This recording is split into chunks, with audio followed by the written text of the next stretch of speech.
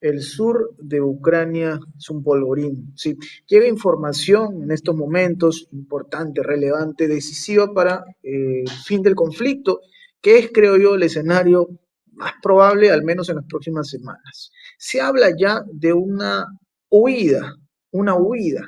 Miles de tropas ucranianas que se empiezan a retirar del campo de batalla en la zona sur, una situación que aparentemente está vinculada a las pésimas decisiones del régimen de Zelensky en el plano militar, al menos en los últimos días.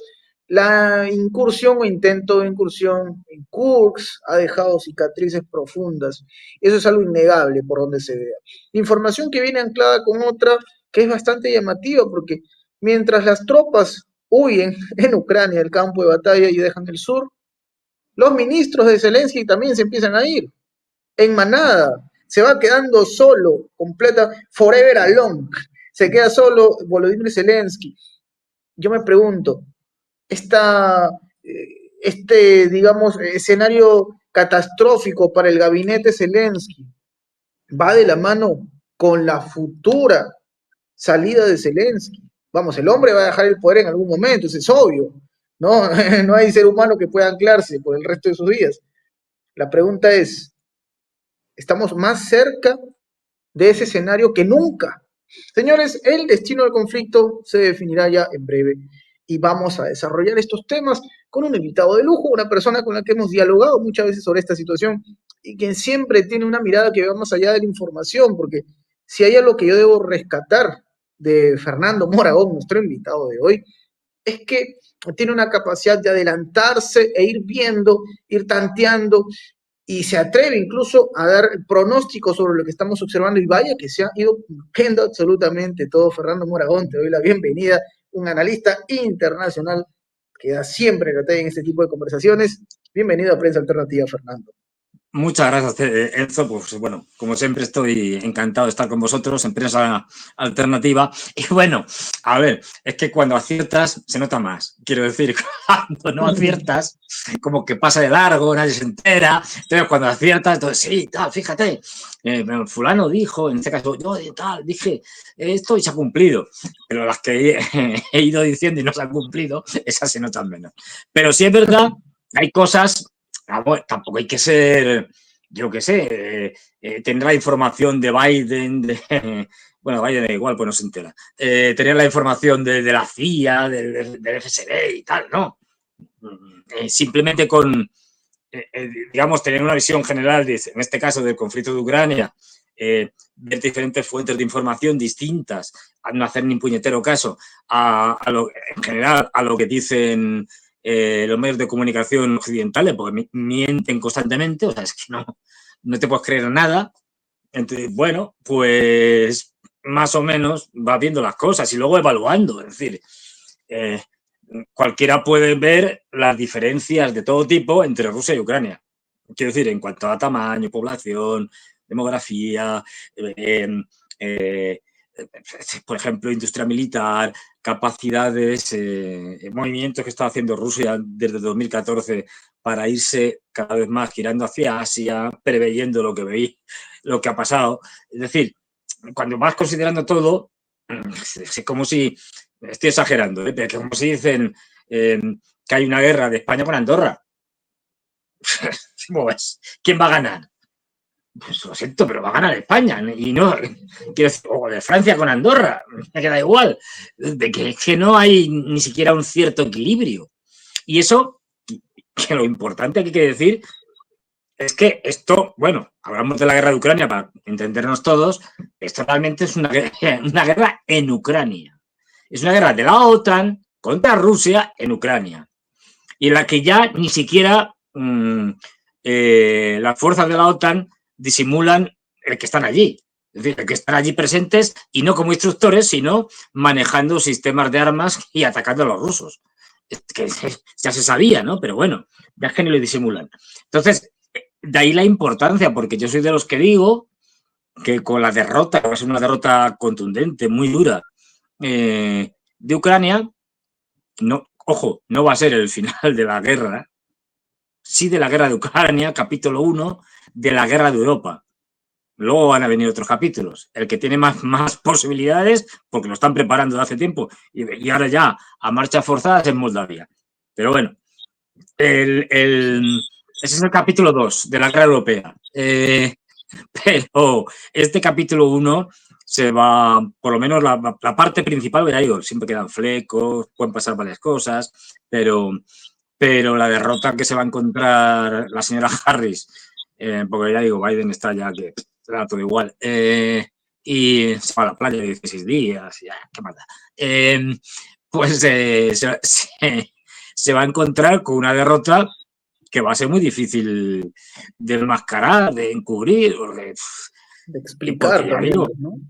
claro, es decir, justificar, no, es culpa de Biden, yo era la vicepresidenta. Hombre, pues sí, es que la vicepresidenta algo tendrá, ¿no?, que ver con esto. Digo yo, vamos, lo va a tener difícil. Y tenemos, ya digo, un mes de septiembre, un mes de octubre, y no me atrevo a ir ya más, con bastantes noticias de todo tipo. Y ya Pero digo, se van dando las cosas, se van dando las cosas, ¿no? Tú resumo claro, clarísimo lo que mencionabas dije, esto, Fernando.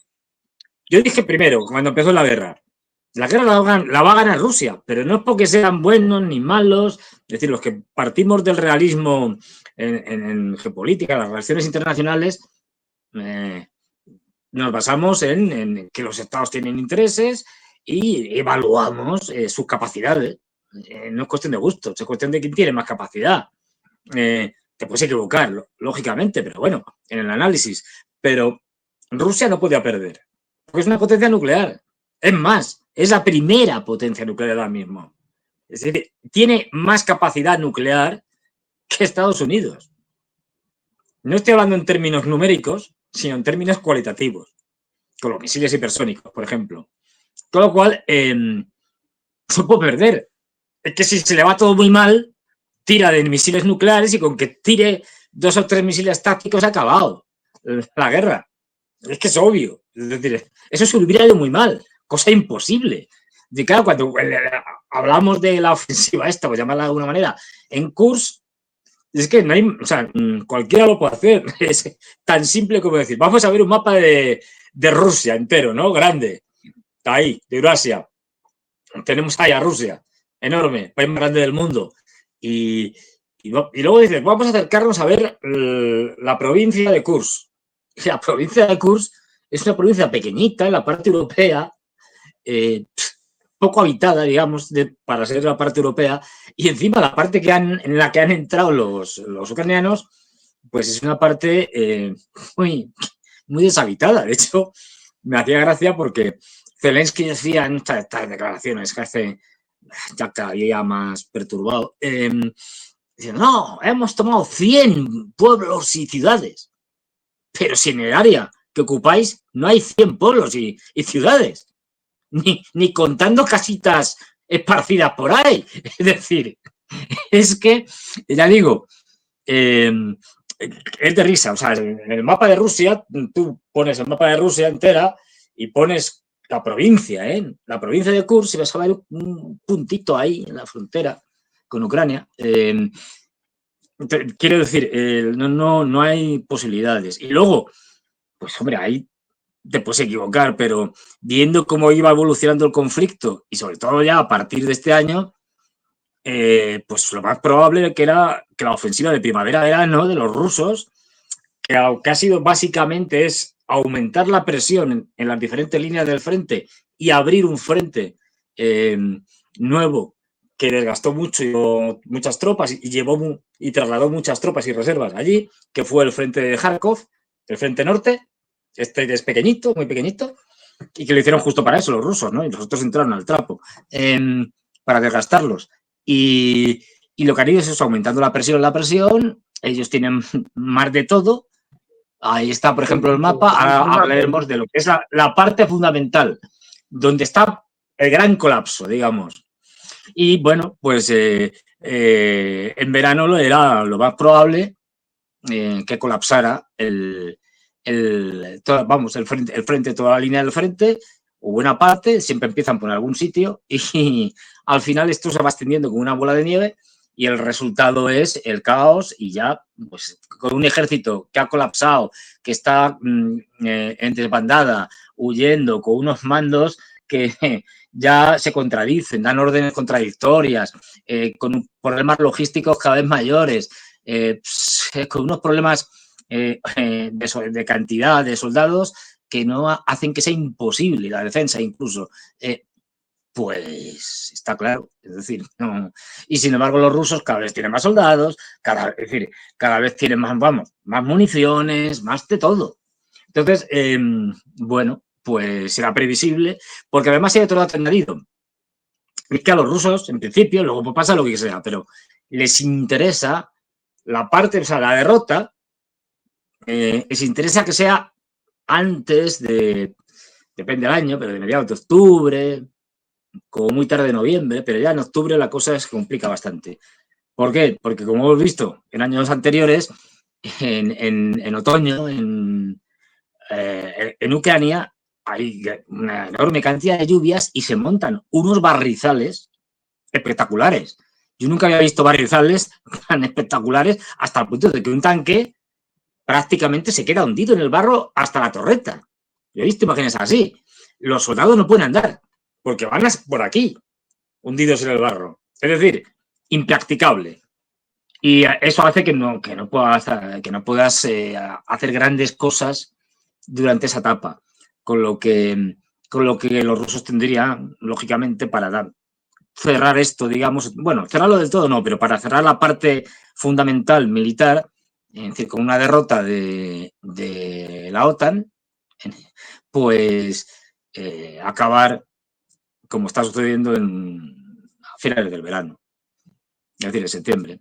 Y esto, ahora os explicaré, si queréis, un poco lo que está pasando y lo que va a pasar. Está excelente eso, está excelente porque, de hecho, a ver, vamos a entender un punto que tú mencionas, Fernando. Los tiempos son ahora mismo relevantes por donde se le mire.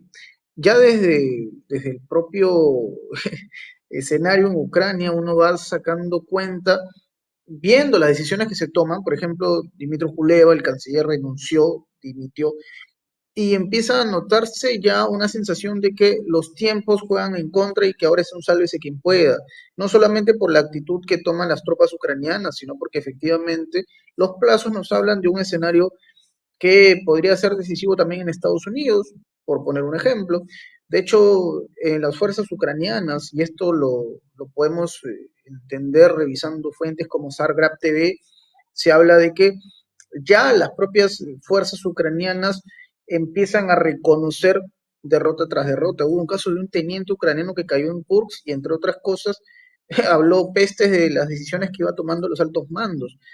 Y obviamente entienden también que no van a permitir los plazos poder reagruparse, poder aplicar alguna ley de movilización para seguir llevando carne de cañón, que es algo también completamente absurdo, pero que sigue ocurriendo. Pero no habrá una nueva ley de movilización, no llegarán armas. Enviar armas no es tan sencillo como agrupar piedras de la playa y llevarlas, ¿no? En baldes. Es algo que toma tiempo. Y tú mencionabas, Fernando, un punto también importante, que hay instructores occidentales que están perdiendo la vida. Pasó en Poltava, por ejemplo, instructores suecos que fueron arrasados por el grupo de RUK. Entonces, hablamos ya de un momento casi de agonía, Fernando. Sí, bueno, hay que decir, ya digo, que estos instructores, no está muy claro, pero de instructores no tenían nada. Lo que eran, según parece, pongámosles comillas, eran más que instructores, es decir, no, eran especialistas en diferentes sistemas de armas, oficiales, es decir, no estamos hablando de un mero sargento, por ejemplo, instructor que va a entrenar, no, estamos hablando de militares profesionales especializados en temas muy complejos, es decir, en manejo de ordenadores que pueden llevar, por ejemplo, un tanque o un sistema de misiles, es decir, estamos hablando de verdaderos expertos y ya digo, oficiales, etcétera, y no solo suecos, según parece, ya de varios países, polacos y de otros sitios también. Esto ya no es la primera vez que pasa, esto ya porque como ya da igual, pues ya tampoco se encargan mucho ni de desmentirlo ni nada de esto, pero fíjate, primero el cerco y luego la toma de Mariupol, estamos hablando en el 2022. Antes de llegar al verano, bueno, se tomó un poquito antes, ¿no? Creo que fue en junio, por ahí, en Mariupol, creo recordar. Y ya entonces había información bastante contundente o bastante relevante, lo suficientemente relevante para que se pensara que allí había más que instructores. De hecho, de Mariupol hubo 2 o 3 misiones casi suicidas de helicópteros, cuando ya los rusos estaban conquistando la ciudad y estaba muy avanzada la conquista, que fueron hacia la famosa Azovstal, es decir, la planta esta industrial, y recuerdo que en una de estas visitas, digamos, de los helicópteros, uno de ellos fue derribado y tal, y se llevaron gente. Se especulaba ya en ese momento que se estaban llevando oficiales, incluso algún general de la OTAN que estaban allí, dirigiendo el tinglao. En concreto se hablaban de franceses, británicos, norteamericanos. Es decir, que esto ya venía desde el principio. Lo que pasa es que luego, ya este año, pues el canciller Scholz ya no lo dijo claramente. Dijo, no, es que estamos allí peleando. Es decir, bueno, los británicos y los franceses, pero ya luego Donald Tusk, el Tux, no sé cómo se pronuncia, el primer ministro polaco y tal, pues también lo confirmó, es decir, que están todos allí. Bueno, pues ya lo sabemos. Si les que lo han dicho ellos, es decir, no es que lo digan los rusos, es que lo dicen los alemanes, es decir, el canciller alemán. Entonces, bueno, a partir de ahí ya tampoco se trata de ocultar mucho, ¿no? Porque ya es algo obvio. Y estos golpes han venido siendo característicos durante toda la guerra. Ya digo, lo que pasa es que, bueno, no se daba publicidad a los heridos o muertos en este tipo de ataques contra centros, digamos, de acumulación de soldados, etcétera, cuarteles generales, etcétera. Y siempre se decía, cuando salía algún muerto extranjero, no, son mercenarios. Ya está, asunto resuelto. Es decir, son mercenarios británicos, norteamericanos, polacos, georgianos, de la región georgiana y tal, no sé qué. Bueno, pues sí, hay mercenarios, y los hay. También hay compañías militares privadas, norteamericanas, por ejemplo, y las compañías privadas están siempre muy, aunque son privadas y las puede alquilar, entre comillas, cualquiera que pague, pero entre comillas. ¿Por qué? Porque están siempre muy ligadas a las políticas de su país de origen, en este caso de Estados Unidos. Como Wagner estaba ligada a la política de Rusia, aunque fuera una compañía privada, pues igual. Y esto es que lo has dicho. Quiero decir, ha salido allí la propia compañía diciendo, una de ellas, bueno, de las varias que ha habido, no, que estamos aquí combatiendo. Pues ya sabemos, no estarían si no fuera porque los norteamericanos les han dado el visto bueno. O sea que por eso estamos hablando de que, bueno, y el armamento, ya te digo, la mayor parte ya del armamento de hace mucho tiempo es armamento OTAN, que es una de las razones, no la principal, pero una de las razones por las que están perdiendo los ucranianos, porque tienen un zoológico de armamento que eso, desde el punto de vista logístico, es un disparate. O sea, tú imagínate que tienes desde los tanques, desde cañones con ánima lisa, es decir, por dentro del cañón que está liso, y cañones con el ánima, ¿cómo se llama? Es decir, ay, no me acuerdo el nombre, como si fuera en espiral por dentro. ¿Qué creo que quiere decir? Que necesitas municiones distintas, porque no puedes dispararlas, con lo cual ya tienes que llevar dos tipos de municiones, que aunque sean de 155 milímetros, que es el estándar OTAN, pero ya no tienen que ser distintas. No puedes usar la de una estriado, es decir, sería el ánima, estriada por dentro. Con lo cual ya necesitas otra tal. Y bueno, pero es que tenemos cañones, tanques, vehículos blindados, ya digo, de todo tipo y condición, suecos, fabricados además, o sea, no solo norteamericanos, británicos, solo para alemanes, tal, es decir, de todo tipo, y eso logísticamente es algo complicadísimo, es decir, solamente el suministrar combustible, porque no todos usan el mismo combustible, y armamento, que cada uno necesita munición del tipo que sea, pero distinta, eso es una cosa de locos. Y encima no olvidemos, la OTAN tiene que llevar todos sus suministros, fundamentalmente la lleva a Polonia, y de Polonia tienen que recorrer toda Ucrania e irse al otro lado, que es donde está el frente. Mientras que los rusos, el frente lo tienen pegado a las antiguas fronteras entre Ucrania y Rusia, con lo cual su logística es muy corta, es muy fácil, dentro de lo complicado que es la logística, mientras que la logística de la OTAN es algo de locos. Por eso, vamos, hay numerosísimos ataques que se han hecho y se siguen haciendo contra posiciones o zonas donde la logística inevitablemente pasa y, bueno, se bombardea eso, aparte de estaciones de trenes, es decir, claro, tienen un recorrido tremendo. Y ya digo, vamos a ver un colapso y, bueno, si quieres ya te hablo de un poco de lo que tú me digas, de qué es lo que va a pasar, lo que está pasando y lo que va a pasar inmediatamente, qué puede pasar con Zelensky y compañía, bueno, y cómo esto puede afectar a, por ejemplo, a las elecciones norteamericanas, que como estamos viendo ya es el desmadre absoluto, o sea, esto es el circo. Una de las cosas buenas, de las pocas cosas buenas que está teniendo estos conflictos, pues no es uno, ¿eh? Yo siempre he defendido que estamos en una guerra mundial y el tiempo me va dando la razón. Y es que uno mira el mapa y empieza a ver, y dice, vale, sí, Ucrania y tal es el gran conflicto. El Oriente Medio también tenemos, ya es un conflicto importantísimo.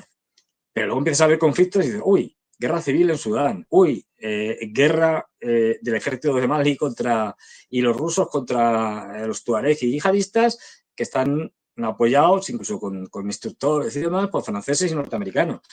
Pero es que resulta que también tenemos un golpe de estado que ha habido en Bangladesh. Pero al lado de Bangladesh está Birmania, que hay una guerra civil en la cual los rusos o los chinos apoyan una parte y los norteamericanos a otra. Y así empiezas a sacar y dices, no, que se está combatiendo en muchos sitios. Y ojo, estamos en una guerra mundial híbrida, porque las guerras ya son híbridas, en la que la parte, digamos, de guerra tradicional, de bombazos, cañonazos, tal, de los ejércitos combatiendo, es solo una parte. Y a veces ni se usa. Es decir, guerra es las sanciones económicas que le están poniendo a los chinos. Eso también forma parte de la guerra. De hecho, las sanciones económicas, los bloqueos, los embargos, a veces matan mucho más que una guerra. Y recordamos un famoso vídeo de Madeleine Albright, que todos conocen, donde la señora, con toda tranquilidad y absoluta inmoralidad, reconocía que cuando terminaron la primera guerra del Golfo, la de Bush padre, bueno, pues hicieron un embargo brutal en el que no podía entrar nada a Irak. Tan desastrosa fue la situación que luego llegó un momento en que ante el desastre Naciones Unidas tuvo que intervenir y entonces se estableció ya en el periodo de Clinton, pero muy avanzado ya la cosa, lo que fue el programa de petróleo por alimentos, que se llamaba, así coloquialmente, que es que las Naciones Unidas se encargaba de vender una parte del petróleo extraído por los iraquíes y compraban medicinas y alimentos, etcétera, para los iraquíes, porque en ese embargo, en ese bloqueo que hicieron los norteamericanos, no podían vender petróleo ni podían hacer nada. Y Madeleine Albright, en ese vídeo, le preguntan, oiga, pero es que las cifras que nos dan tal, es de que han muerto, en unos años, en pocos años, han muerto por hambre y por falta de medicinas 500.000 de niños. 500.000, 500.000 niños. Y Madeleine Albright tan tranquilamente dice, sí, no, es verdad, es cierto, pues, cosas que pasan, en fin, ¿qué se le va a hacer? Bueno, había que hacerlo y se ha hecho, no pasa nada. Se calcula, pero bueno, que en ese periodo entre los niños y adultos de todo tipo y tal, por eso, por hambre y por falta de medicinas y de todo, pudo morir más de 1 millón de personas. Por eso te digo que a veces hay muchas formas de matar. La más obvia es si voy con un cañón o con una pistola, le pego un tiro. Pero puedes matar a la antigua usanza por hambre. Es También. lo que Es intentaron, decir, es lo que intentaron hacer en Cuba, en Venezuela, ¿no? O sea, ni qué decirlo porque claro, ahora mismo, y ahora mismo lo sentimos nosotros, aquí en Sudamérica, digo, por una situación de Venezuela, la economía, que desde luego enfrenta embates como los que llegan desde Estados Unidos, que ven en los BRICS una oportunidad para restablecerse, pero Fernando, tal y como tú lo planteas, entre otras cosas, esta herramienta de chantaje busca también un cambio en, digamos, el gobierno, ¿no? Busca la desesperación de la claro. sociedad, que a la larga pueda exportar su frustración pidiendo un cambio en el gobierno como tal. Por ejemplo, y te pongo otros casos, es decir, sanciones económicas, todo tipo también de, por ejemplo, aranceles, etcétera. Eso es parte de lo que se llama la guerra económica. Y ya digo, puede ser muy destructiva, como en todos los aspectos. Pero es que hay muchas más cosas, desde la ciberguerra, que no nos enteramos, porque eso no se ve, o sea, no es algo tangible, con lo cual, es, bueno, a lo mejor un día aparece en un país una planta de petróleo, de una fábrica de lo que sea, de armamento o tal, que se ha incendiado y quién sabe, a lo mejor ha sido un incendio pues fortuito o un accidente o a lo mejor ha sido un ciberataque, pero eso no lo vamos a saber nunca. Es decir, por ejemplo, por poner así una cosa de estas, pero ahí se está combatiendo permanentemente, ¿eh? O sea, eso es todos los días. Eh, y más, en el espacio exterior. Es decir, en el espacio exterior cada vez hay eh, una guerra soterrada que puede acabar en una guerra más gorda. Y ponemos un ejemplo, Starlink, la famosa red de Elon Musk, que tiene unos 4.000 ya satélites orbitando la Tierra en órbita baja, y que esa red permite las comunicaciones, internet, etcétera, en todo el mundo, en cualquier parte, una interconexión como nunca ha habido, ¿no? Y sin necesidad, claro, no están los satélites, no tienes que andar poniendo antenitas que repitan y tal, la señal, nada de esto, ¿no? Basta con una pequeña antena que llevan tal y con eso te conectas. Ha habido muchos problemas, o los rusos les han creado bastantes problemas a partir de cierto momento en que aprenden cómo funciona Starlink y que capturan algunos de estos dispositivos, bueno, hacen guerra electrónica y empiezan a interrumpir la señal de los satélites contra, es decir, hacia las unidades ocasionianas. Pues ahora estamos viendo que es guerra relacionada con el espacio, es decir, cómo evito que un satélite mande, en este caso, una señal y le devuelvan una en este caso, para temas de comunicaciones, puede ser para muchas cosas. Es decir, o sea, que estamos ya en una guerra mundial y que cada vez va a ir a más. Pero es que además lo dicen. O sea, Putin lo dice, Xi Jinping lo dice, más diplomáticamente, pero lo dice. Y hasta Biden y compañía lo han dicho, es decir, los norteamericanos, la idea básica, estamos en un cambio de época, hay un conflicto entre dos mundos, el mundo occidental, que es el minoritario, o sea, es la minoría de los países, ¿no? Me hace mucha gracia cuando dicen que Rusia está aislada.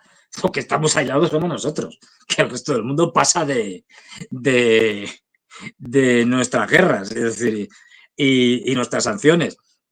Y, bueno, ese bloque occidental, ya lo sabemos, Europa, Estados Unidos, otros ángulos como Australia, Nueva Zelanda, Japón, Corea del Sur, y luego un bloque que cada vez va, digamos, conformándose mejor, pero que está nucleado en torno a Rusia y China y con ya aliados claros, con acuerdos y que están intercambiando armamento, etcétera, como es el caso de Irán o de Corea del Norte.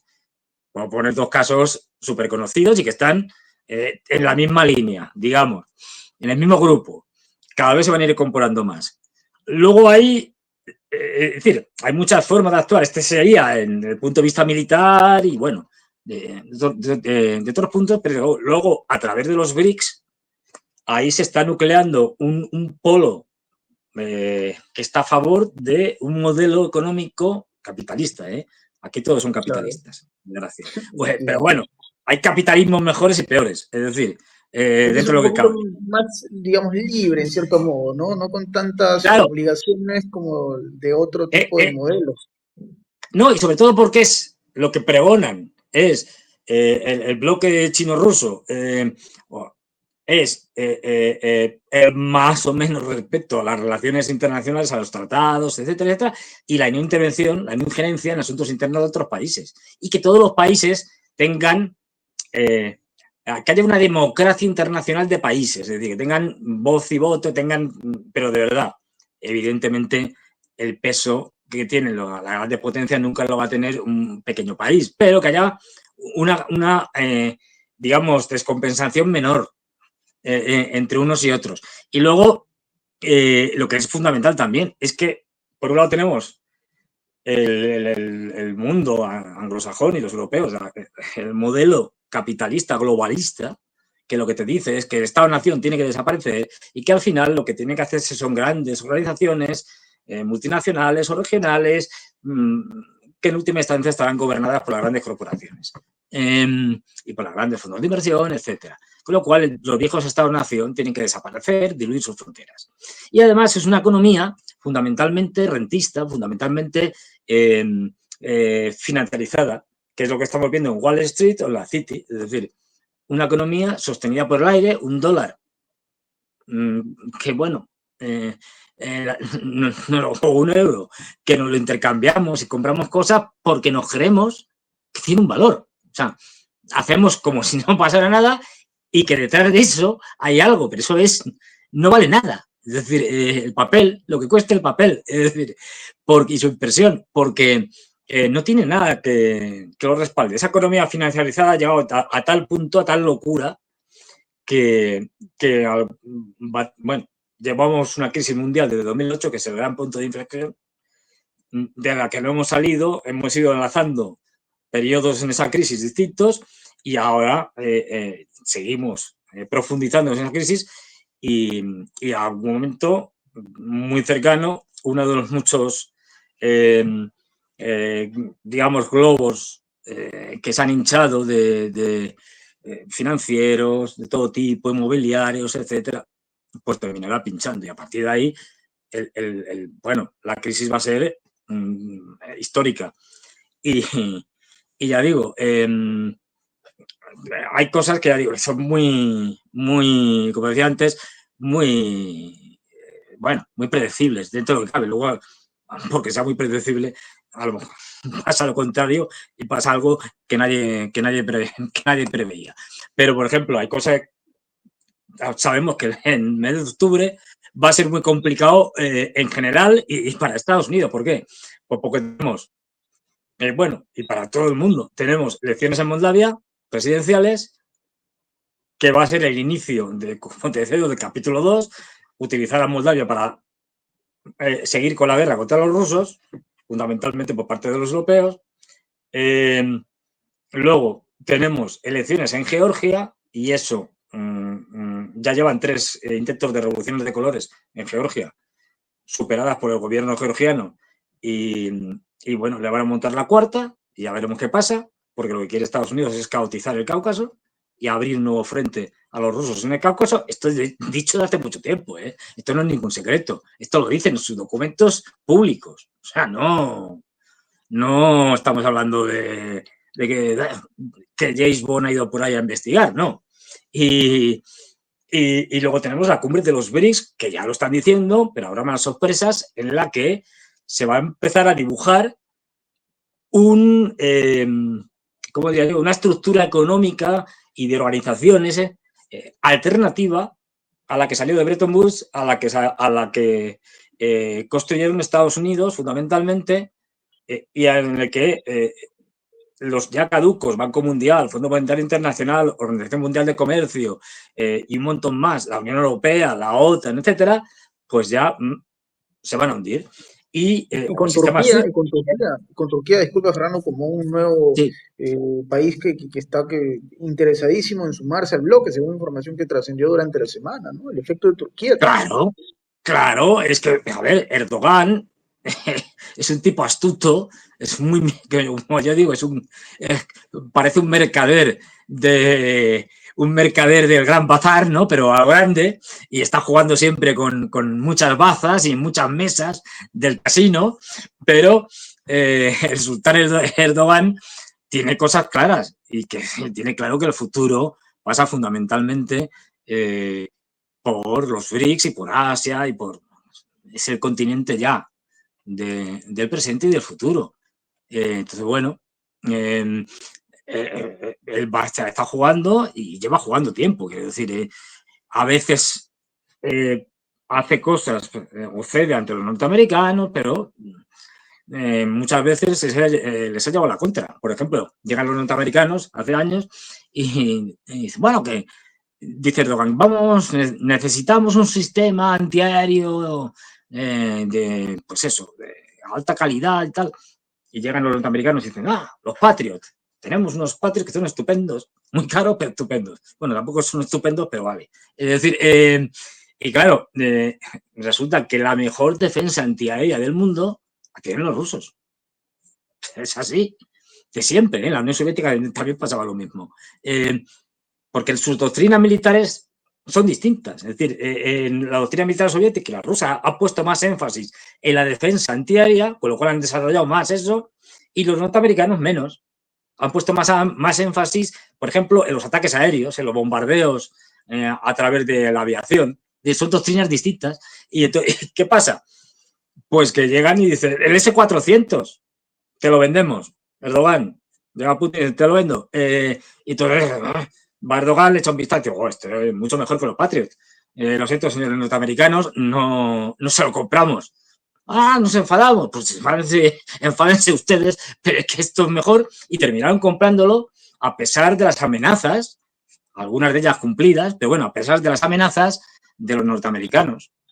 Y se lo compraron a los rusos. ¿Cómo un país de la OTAN? Esto está prácticamente prohibido. Compra armamento ruso. Solo se puede comprar armamento de la OTAN, de países OTAN. Esto es un sacrilegio. Un sacrilegio. Pues bueno, a Erdogan eso le da absolutamente igual. Como De hecho, dicen en España, le vale se mal. está hablando, ya veremos, ¿eh? A lo mejor luego no acaba en nada y tal, pero ya se está hablando No, claro, claro. y todo va unido. ¿Qué va a haber? Se está, digamos, programando, se está fabricando una reunión en la que van a participar sirios, turcos, iraníes y rusos para empezar un proceso de reconciliación entre Siria y Turquía. Pues esto es porque, porque a Erdogan le viene bien, es decir, porque le viene muy bien ciertas, bueno, temas Siria ya para él tiene menos importancia y se puede negociar, es decir, ya veremos, puede negociar, por ejemplo, el que se carguen a los kurdos, sus grandes enemigos, es decir, puede negociar muchas cosas.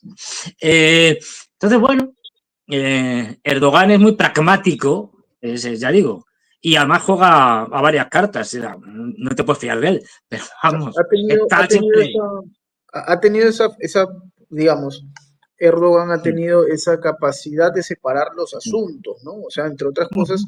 Y acá es donde quisiera volver nuevamente al tema de Ucrania, Fernando, porque Sí, uno compara estos liderazgos y, digamos, acá entiendo que mucho de de nuestra audiencia no confía en Erdogan y tiene sus propias creencias respecto a esta persona, ¿no? A este líder turco. Pero uno observa, por ejemplo, la situación de Ucrania y queda claro que, a ver, un líder como Zelensky, un líder entre comillas, que finalmente terminó cediendo a las presiones de Occidente para convertir a Ucrania en un campo de batalla, no es precisamente un líder que uno quisiera manejando no, los hilos de una nación, ¿no? Porque, a ver, yo quiero volver rápidamente al asunto de la guerra, porque Sí, vamos claramente a ello. Sí. me pongo a pensar en esto, Fernando, que es que la decisión que podría haber tomado en su momento Volodymyr Zelensky, hablamos del 2022, si no me falla la memoria, de poder poner fin a esta masacre, finalmente fue secuestrada, entre comillas, por Boris Johnson. Yo me pregunto ahora mismo, ¿dónde están esos líderes que en su momento apoyaron que la situación en Ucrania fuese un polvorín, ¿no?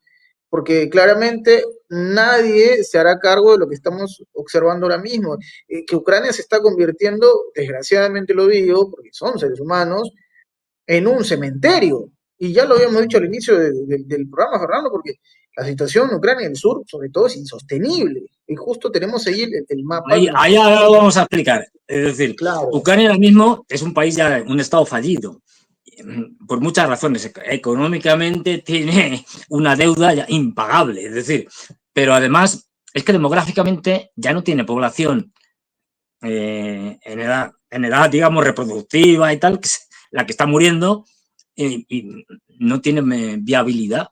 Es decir, porque estoy exagerando, lo que va a quedar fundamentalmente son niños y ancianos y mujeres, es decir, aunque también hay batallones de mujeres ya.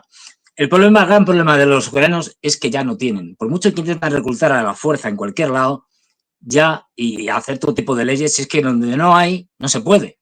Tú tienes una determinada población movilizable y a partir de ahí ya es imposible movilizar más porque no hay. Y porque además una parte de esa población tiene que dedicarse a cuestiones estratégicas que no, y no pueden ir al frente. Es decir, los señores que están reparando las vías del tren, de un tren, cuando han bombardeado los rusos, y que son especialistas en ferrocarriles y tal, no pueden ir al frente porque están para eso, para reparar las vías del tren y que la logística funcione. Los señores que tienen, los especialistas, los técnicos, los ingenieros que están en las centrales eléctricas, cuando la bombardean los rusos, pues están a ver si pueden arreglar eso. Y esa gente, digo eso como muchas más, digamos, profesiones. El mismo Estado tiene que tener una estructura burocrática que la puedes reducir, pero no la puedes reducir demasiado porque se te hunde. Es decir, que hay mucha gente que no la puedes movilizar, que es imposible. Bueno, pues es lo que le pasa a Ucrania. Es decir, Ucrania ya no tiene gente para movilizar, entre lo que, además los que se fueron, huyeron al principio y tal, ya no tiene gente y por eso está colapsando, fundamentalmente. Hay más razones, también tiene menos suministro de municiones, etcétera. Pero lo que estamos viendo aquí, que os lo cuento muy rápidamente, primero vemos este mapa así grande y os señalo muy, muy rápidamente. Aquí esta parte al norte, en la esquina, digamos, de noreste, esta parte de aquí, esto es el saliente que están haciendo los rusos hacia Prokrovsk, que está aquí en un circulito, lo veréis aquí, en un circulito azul, ahí arriba, Prokrovsk. Bien, este ha sido un avance, esto es una guerra de posiciones, ¿eh? Lo que a partir de octubre de 2022, esto se convierte en una guerra de posiciones. Con lo cual, avanzar, o sea, avanzaba 100 metros un día y era un éxito. Es decir, como pasaba en la Primera Guerra Mundial en la guerra de trincheras, pues igual. Ahora mismo la velocidad comparada con lo que pasaba anteriormente es brutal. Es decir, todos los días hay nuevas zonas que han sido conquistadas, nuevos pueblos, aldeas, ciudades, por los rusos. La estrategia rusa para llevar al colapso a los ucranianos, y que ahora mismo están colapsando ya en muchos aspectos, pero desde el punto de vista militar veis que aquí ellos están avanzando y están ya muy cerca de Prokrovsk, donde está el circulito azul, y Prokrovsk es el gran nudo logístico, como hemos hablado otras veces, el gran nudo logístico de Donetsk, que es la provincia, bueno, en este caso la República Popular de Donetsk, ahora mismo es el frente principal, donde está concentrada la mayoría de los soldados ucranianos y que era la zona junto con Lugansk, pero Lugansk ya prácticamente solo quedan unas pequeñas partes por liberar y muy pequeñitas, es decir, donde estaban construidas todas las grandes fortificaciones que se han estado haciendo desde hace ya 10 años. Es decir, que es que llevaban tiempo, bueno, y sobre todo había 3 grandes líneas, es más complejo, pero bueno, 3 grandes líneas de fortificaciones y los rusos ya han superado la tercera, prácticamente. Es decir, detrás de ahí no hay nada. Luego hablaremos de eso. Y Procrops era el gran distribuidor logístico para todo el frente de Donetsk, tanto hacia el norte como hacia el centro, como hacia el sur.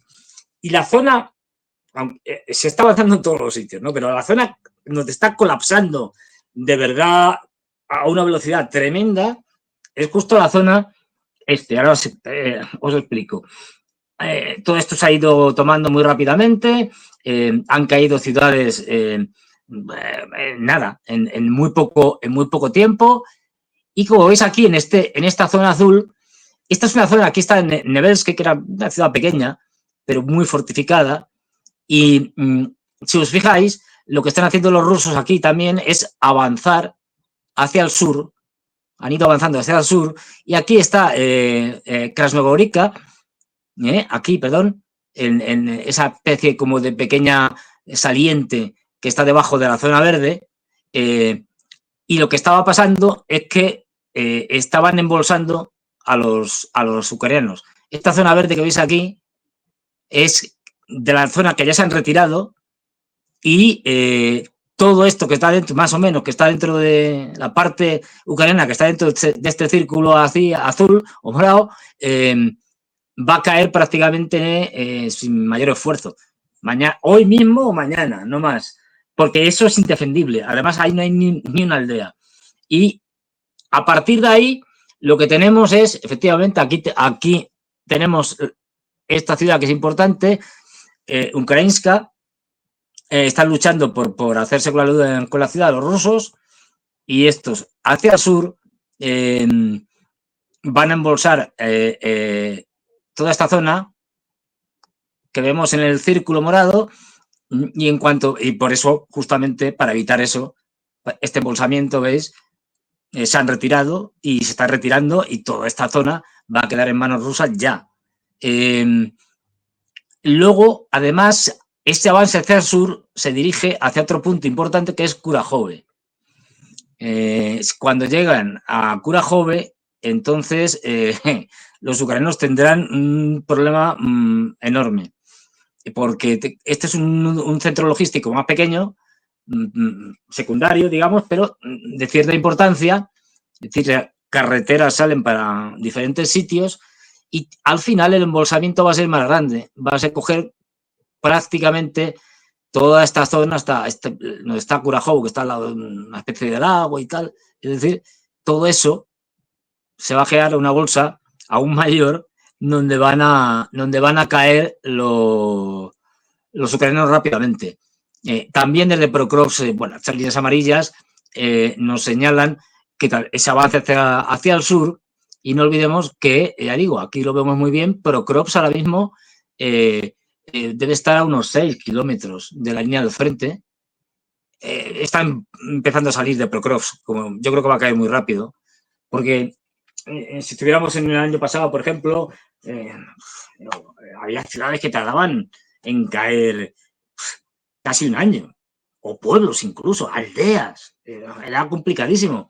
Ahora mismo, como la situación de inferioridad numérica es tan grande, entre otras cosas por la famosa ofensiva de Kursk, que lo poco que le quedaba a las reservas las metieron allí junto con retirando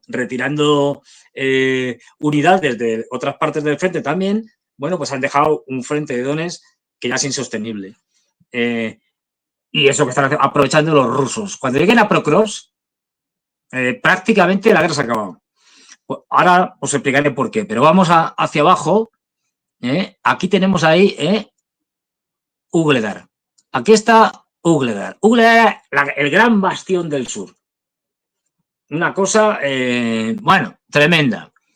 Imposible de conquistar. 3 ofensivas rusas desde el sur que fracasaron. Bueno, pues ahora, y una carretera fundamental que la une con Konstantinivka, que está aquí. Konstantinivka la han tomado ya los rusos. Además, una mitad, la última mitad la tomaron en nada. La carretera está prácticamente tomada, están pasando y aquí ya han entrado están entrando en Bodiam, que es un pequeño pueblo, y también una mina, que la veréis por aquí, bueno, no sé, pero vamos, una antigua mina, o una mina de carbón con una serie de instalaciones y unas torres que permitían a los ucranianos controlar un gran espacio geográfico, porque Google Earth, además, está en altitud. Con lo cual, en altitud es una fortaleza, digamos, urbana, porque la parte más importante, la parte central, está hecha de grandes edificios, pues no sé, 12, 15 pisos, con lo cual se ha convertido en una fortaleza muy difícil de asaltar. Pero lo que están haciendo es haciendo un círculo. Ya Ugledar está, como veis, muy cercana. De hecho, las líneas ya no son estas, es decir, esta zona ya la han tomado los rusos, en fin. Pero además han avanzado y han tomado aquí una ciudad, Prechiztivka. ¿Por qué? Y dice, si Ugledar está aquí, ¿por qué no hacéis esto y lo rodeáis y tal? Porque lo que van a hacer ya es otra cosa, es decir, hacer un rodeo mayor. Seguramente Ugledar caiga antes, pero es que van a ir posiblemente hacia Velika Novosibirsk, esta que hay aquí. ¿Por qué? Porque a partir de aquí los rusos han estado, aquí se pone, veis que abajo en la zona roja no se ve muy bien, pero bueno, Urozaine, esa zona estaba en manos de los ucranianos, que la tomaron en la ofensiva de primavera-verano del año pasado.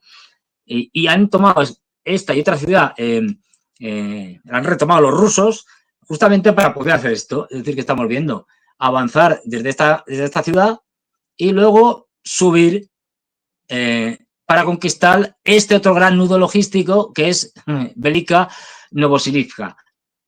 A partir de ahí se acabó. Es decir, si vemos esto de aquí, nos vamos a Ugledar y tal, vemos este movimiento con las flechas. Lo que tenemos al final es un gran embolsamiento que también pasa por ese punto blanco que es Adrivivka, otro nudo, y a partir de ahí se acabó la guerra, básicamente. ¿Por qué? Pues porque detrás de Prokops, que lo tenemos ahí, no se ve, no hay nada.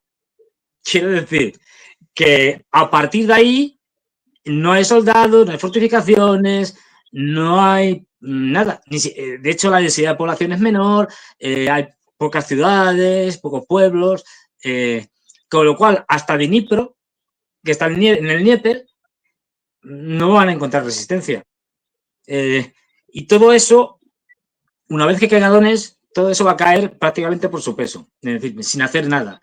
Lo que tarden en avanzar, porque bueno, la logística es lo que tiene, que no puedes avanzar muy rápido, pues tiene que ir todo el mundo detrás con todo tipo de abastecimiento, provisiones, además tienes que ir en las zonas recién controladas, estableciendo una administración nueva, en fin, no es tan fácil, ¿no? Pero la guerra se habrá acabado en lo fundamental.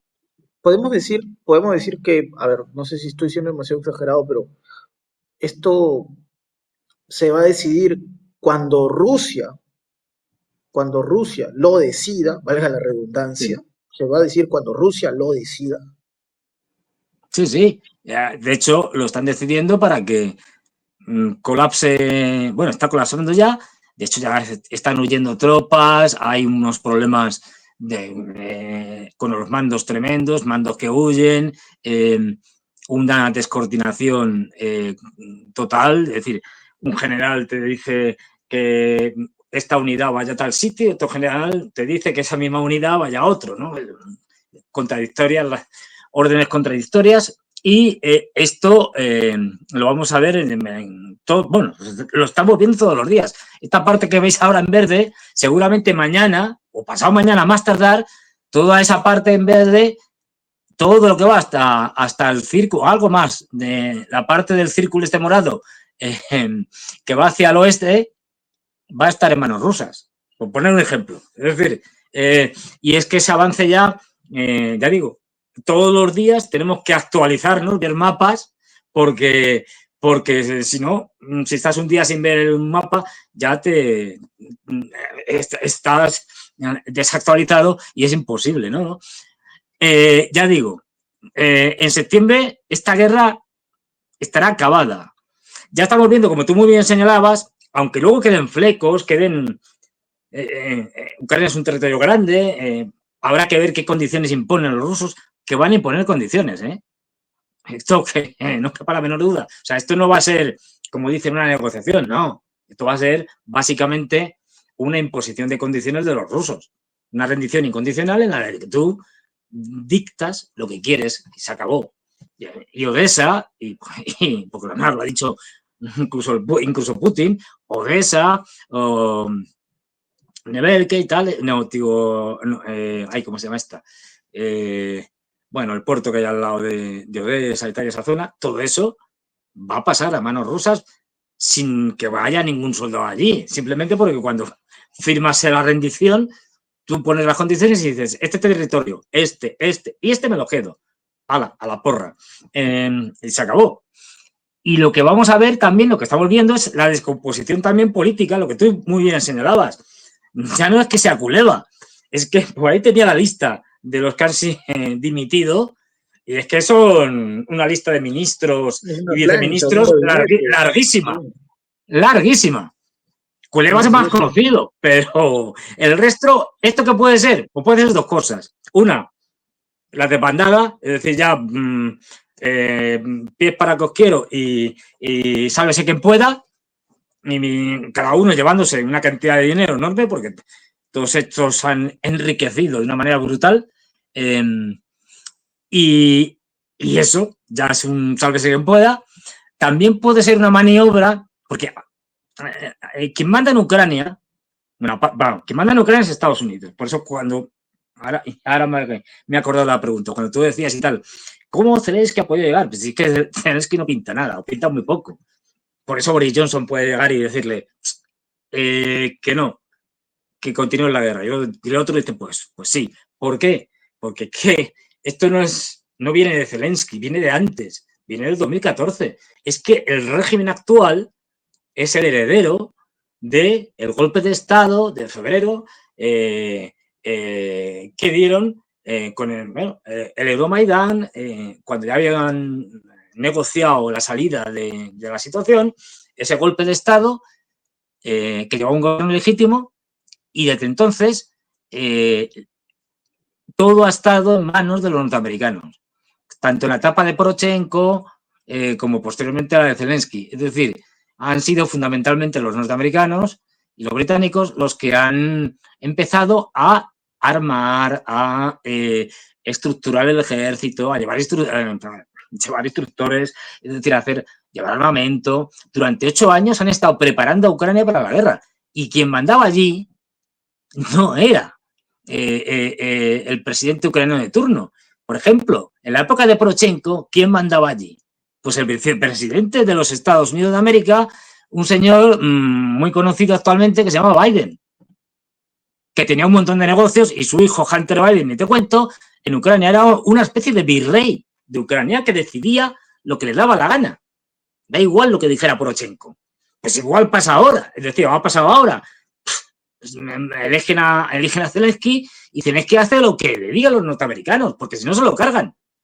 Así de claro. Y es más, Zelensky no es, o sea, es la cara pública, pero digamos la mente gris, la que dirige el tinglao, es su jefe, creo que es el jefe de gabinete, Yermak.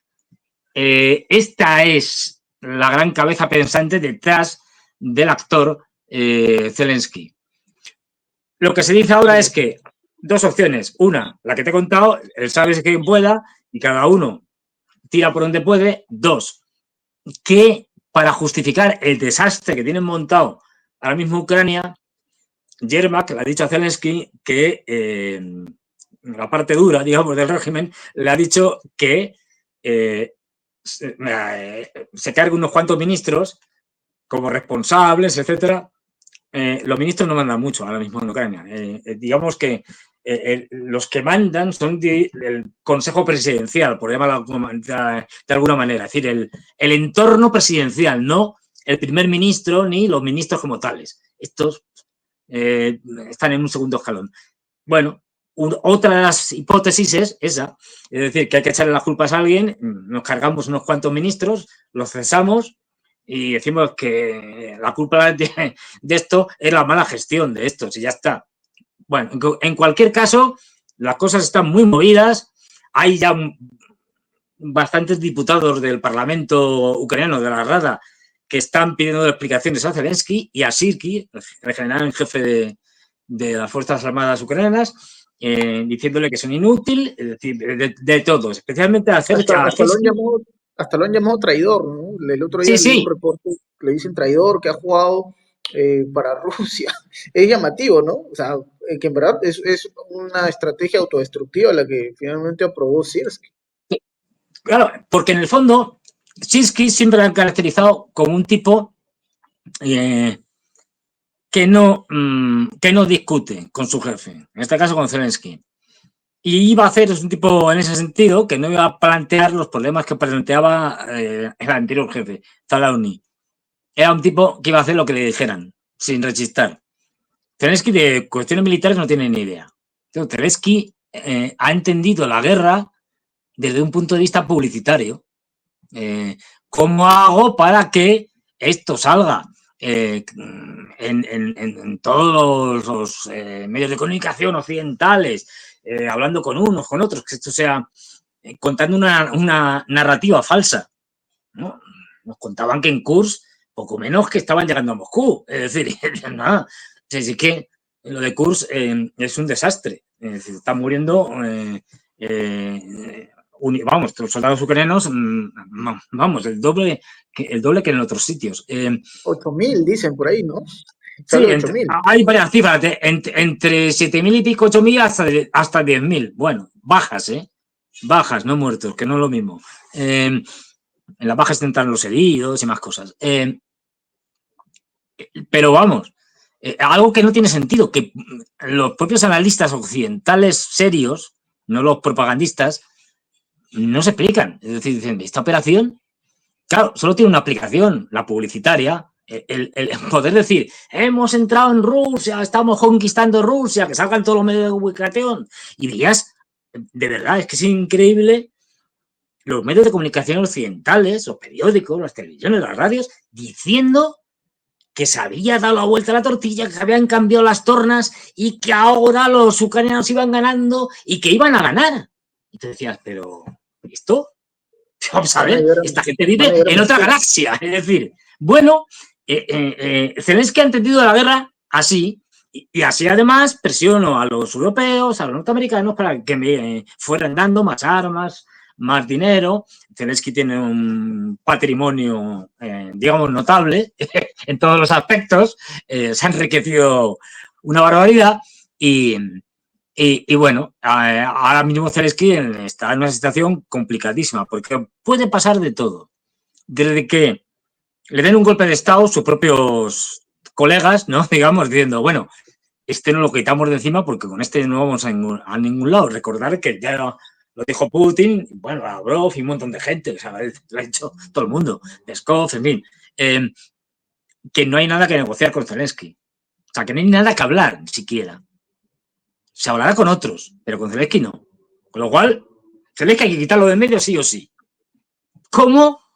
Pues puede ser que le dejen huir y se vaya por ahí a algún sitio a exiliarse, a tener un exilio dorado, o puede ser que le den un golpe de Estado y se lo carguen. No sabemos, ya veremos. Es decir, pero de luego Zelensky le queda poco tiempo en el cargo. Puede ser Ya un digo, final de todo, ¿no? sí, ahora mismo está ya la desesperada, lógico. Como está la desesperada los europeos. Los americanos menos, porque están más metidos en el tema ahora de las elecciones y en otras cosas. Pero los europeos ahora mismo están, pues eso, y es que tienen un desastre económico porque como han hecho una política de vasalla de los norteamericanos en contra de los propios intereses europeos, económicos de todo tipo, pues ahora nos encontramos con una crisis económica brutal producto de las sanciones absurdas que les hemos metido a los rusos. Sanciones absurdas porque a los que han perjudicado es a los propios sancionadores, es decir, a los europeos. Hay que ser imbécil. Vamos a ver, si ponen sanciones es para perjudicar al sancionado, no a ti mismo. No, Pero y como hasta tenemos Japón una también panda lo de siente, ¿no? líderes, Sí, una panda de Europa y hasta líderes. Japón también. No, Europa va al desastre, seguro. Y lo Claro, estamos viendo día a día. Fíjate el otro día Volkswagen, cerrando fábricas. Bueno, diciendo que va a cerrar fábricas. Jamás. en En Alemania, ¿no? 87 años había dicho eso. Alemania, el sector Uf, de la automoción de Alemania, que era uno de los grandes del mundo, pues se está quedando hecho un desastre. Es decir, de hecho, los chinos se lo van a comer entero. Pero entero. Es decir, no va a quedar ni una fábrica. De hecho, la mayoría de las fábricas, muchas fábricas ya alemanas, están en China. ¿Por qué? Porque el principal mercado de Alemania no es Europa, no es Estados Unidos, es China. A donde más coches les venden es a los chinos. Entonces, claro, esto está hundiendo Europa a una velocidad, pero brutal, y por eso tenemos pues eso, a Alemania hecho un desastre, con una caída, bueno, una situación empresarial desastrosa, con empresas que se están yendo a Estados Unidos, y pasa igual en todos los países, y cada vez con más, digamos, tensiones internas dentro de la Unión Europea. Entonces, el gran perdedor, o sea, es Europa, y Europa vamos a ir hacia un periodo que durará no sé cuánto, pero no estamos hablando de décadas, en el que vamos a ir, no vamos a ir hacia arriba, vamos a ir hacia abajo, es decir, vamos a empobrecernos, mucho además, es decir, pero sí, mucho, entre otras cosas porque los norteamericanos son los principales interesados en empobrecernos. Recordemos, cierto. la ruptura del gas, es decir, del gas ruso, la quiere Estados Unidos para su propio beneficio, para vender gas natural licuado mucho más caro a los europeos, que es lo que está haciendo ahora. El tema de armamento, pues ahora con lo de la guerra está vendiendo armamento a los europeos a mansalva. El complejo tecnológico militar se está poniendo, vamos, forrado. Pero no solo eso, es decir, es que con el traslado de capitales que se van a lugares por el momento seguros, como pueden ser los bonos del tesoro norteamericano, pues está descapitalizando Europa. Es decir, igual el proceso de desindustrialización, espera, que tengo que beber agua,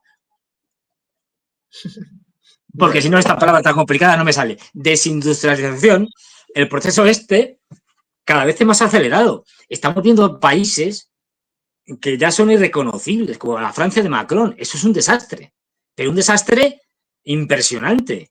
Es un señor que tiene ahí convoca unas elecciones así por las buenas, luego ganan la coalición de izquierdas, el tío se niega a nombrar primer ministro, es decir, llevan no sé cuánto tiempo sin primer ministro, con un parlamento ahí que no sirve para nada, es decir, con un Macron que quiere convertirse en un autócrata, una cosa delirante, bueno, Insalvable. Insalvable por donde lo pues vean, en verdad. Y es lamentable, Fernando, que esta realidad, y sí, tú lo remarcas siempre, se refleje en los pueblos, en la sociedad, que hasta el momento permanece ciega, sordomuda, ¿no? Al menos no todos, no todos, porque claramente tú eres una de esas voces, Fernando, en Europa que marca una distancia de lo que está pasando. El status quo probablemente afectó a muchos y no entienden la proporción de lo que se viene,